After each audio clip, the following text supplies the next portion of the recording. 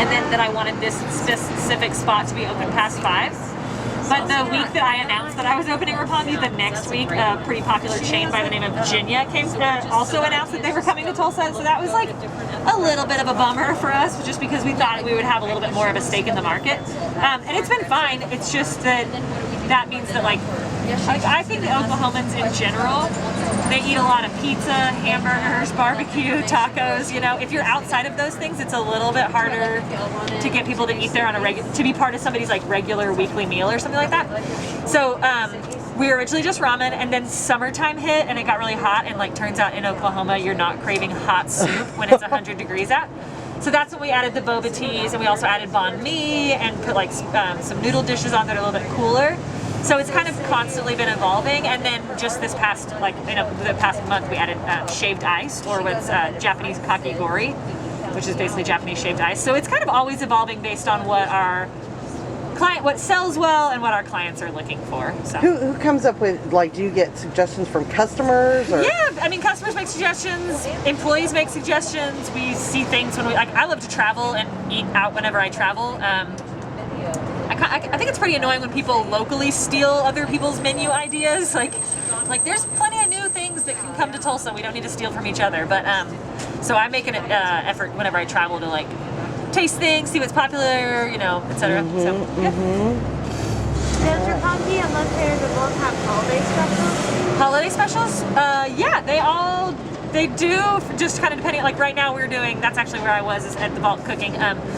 We're doing like holiday meal prep where you can like order your Christmas dinner and then we'll cook it, you pick it up. So those sales have actually already closed. But yeah, depending on what holiday it is, we do different things, like course dinners for Valentine's Day. We always try and do specials based around like what's going on seasonally.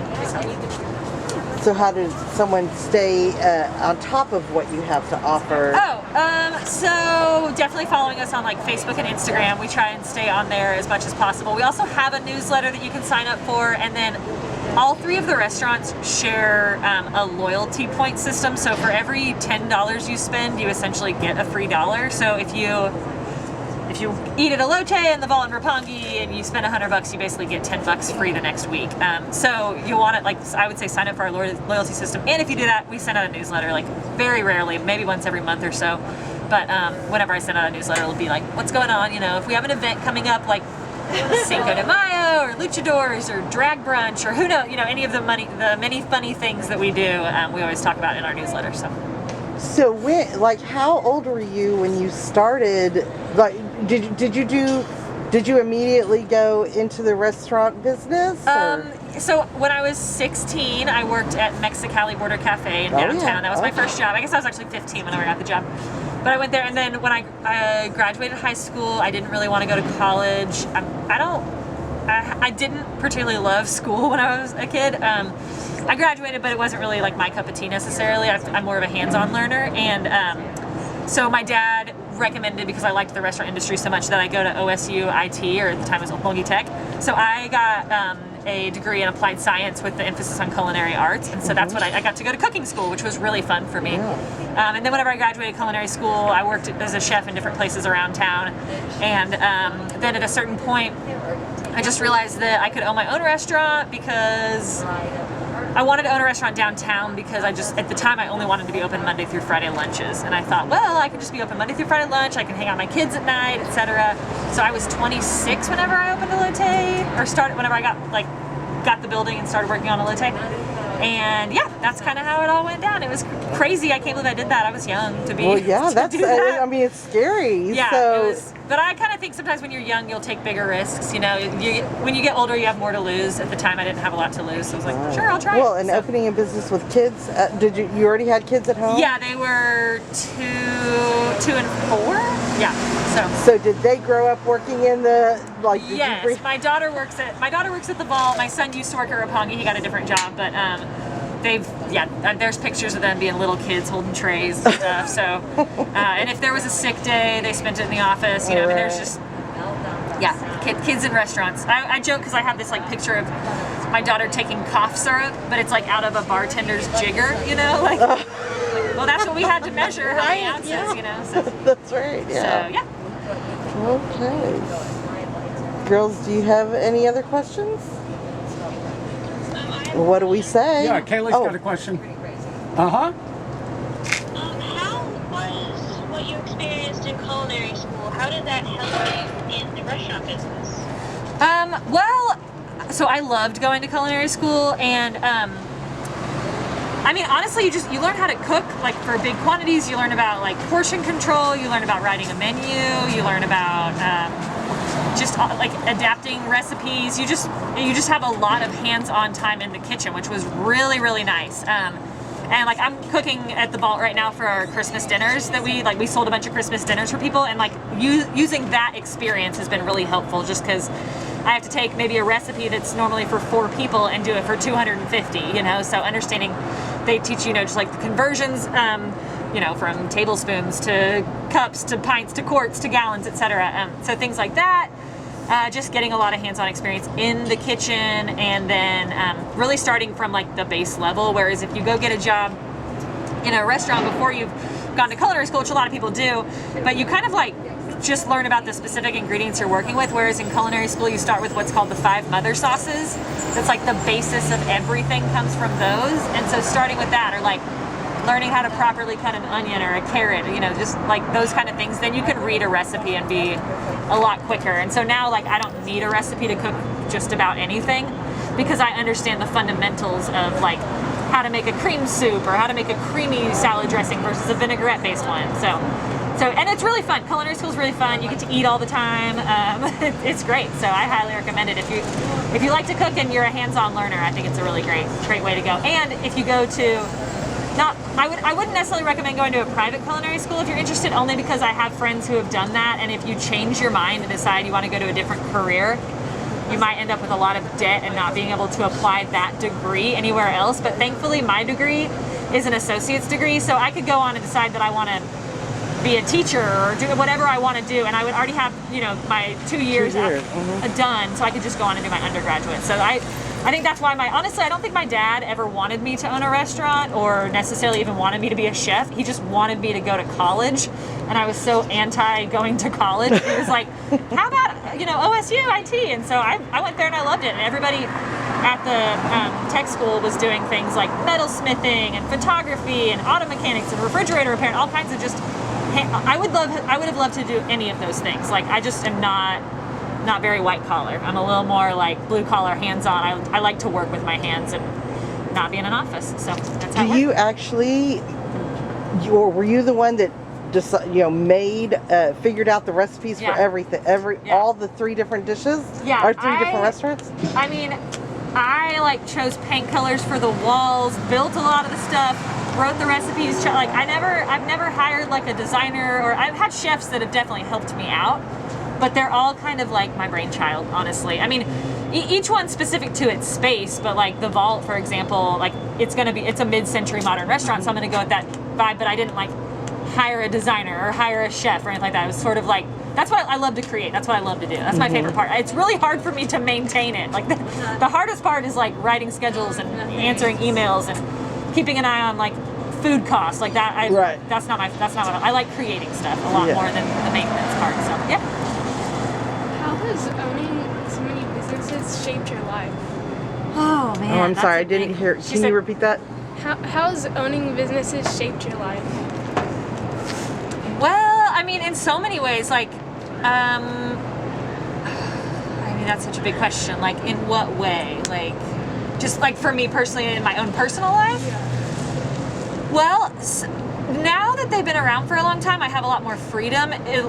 In the earlier days, I had to work a lot more, which was really hard, but also I love what I do, and I think that it's, my dad was an entrepreneur, he's a photographer, and I think that, and my mom actually, she's not an entrepreneur, but she, when I was in middle school, I think went back and got her master's degree and became a therapist, so like, I like working hard, and sometimes I used to feel guilty about like, my kids, you know, staying with grandma or something like that, but I think it's also good to see people work hard if it's what you enjoy. I don't think you need to like, slave away for the man, but if you like what you're doing, you know, and it brings you joy, I think it's a good thing to do that. So I worked really hard. I still am working very hard, but I have more flexibility now. So if I want to meet with some Girl Scouts in the middle of the day, I can, you know. Or if I just want to take a few days off and go with my kids to the lake or something like that. Like I feel like my job is pretty flexible now.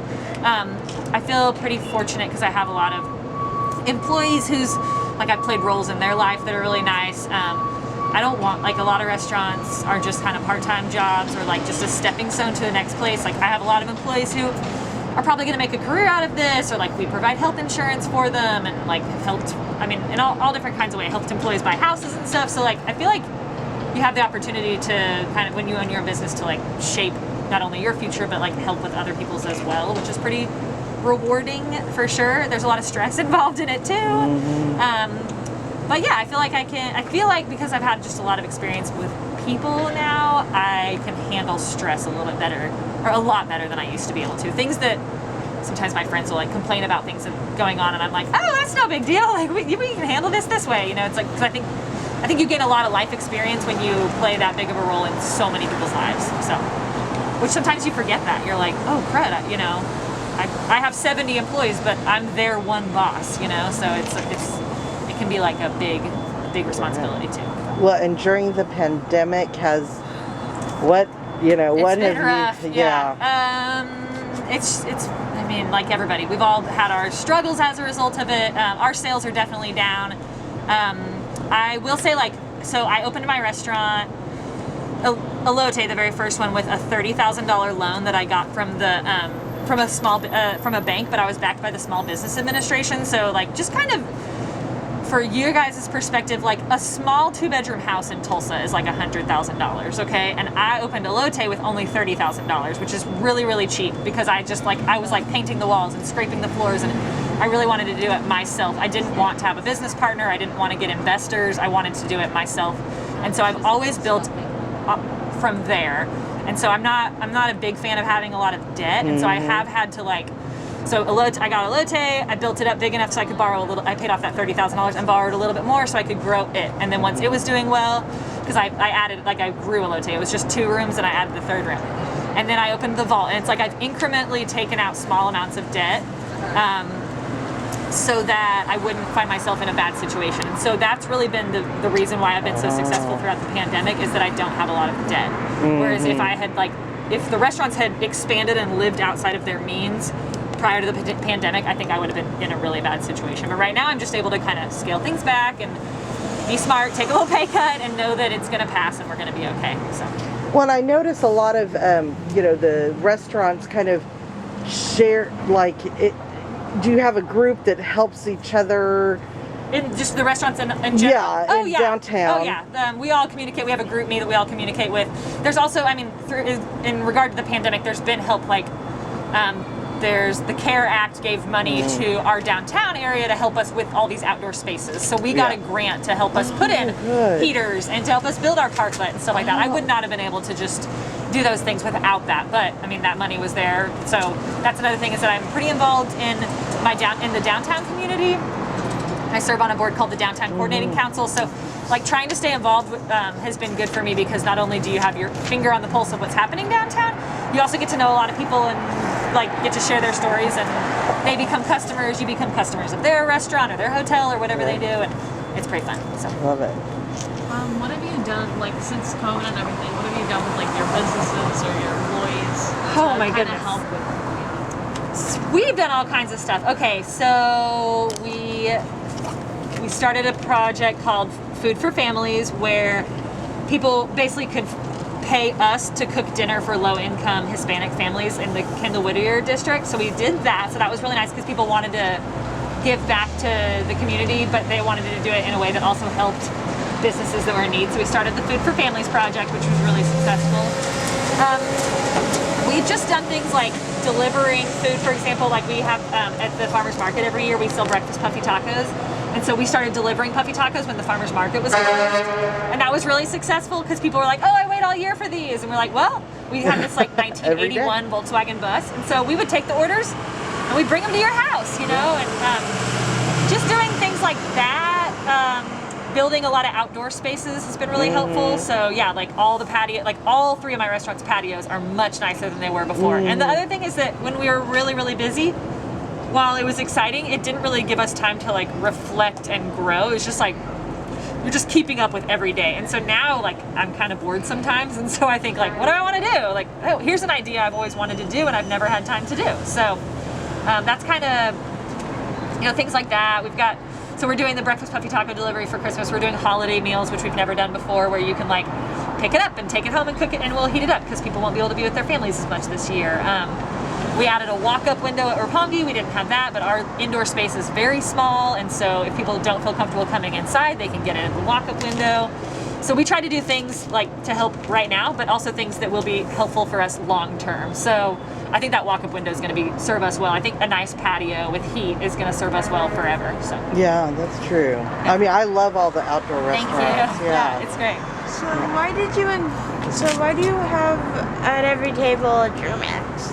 A what? A Germax? Just noticed. oh, with the condiments. Oh, just because of COVID, like so people can like keep their hand sanitizer. The other thing is like people that are eating out, like you are like taking a bit of a risk, and so we want to make sure that they understand that we care and that we are also like we're putting ourselves at risk every day that we come to work as well, and so we hope that our guests use hand sanitizer and wear their mask as often as possible, because that keeps us safer as well. So. We're all in this together and want to get it over with, so that's why. 3 more months. I hope so. Yeah. I know. I'm like, should I be planning Cinco de Mayo? I'm not sure. You know, I can't decide. Because it's a lot of work. So. Do you still do the luchadors? We haven't done it. I mean, since not the pandemic, since this, but we do. Yeah. Will you restart that? As soon as it's safe. Yeah. Yeah, that's so fun. I love that. Yeah. We'll all be out here supporting you. What's in shakers? What? Sorry, I'm just saying. Sesame seeds. There's sesame Oh yeah, seeds. it grinds sesame seeds. Yeah, it's really good. All right. Any other questions? The medical exam.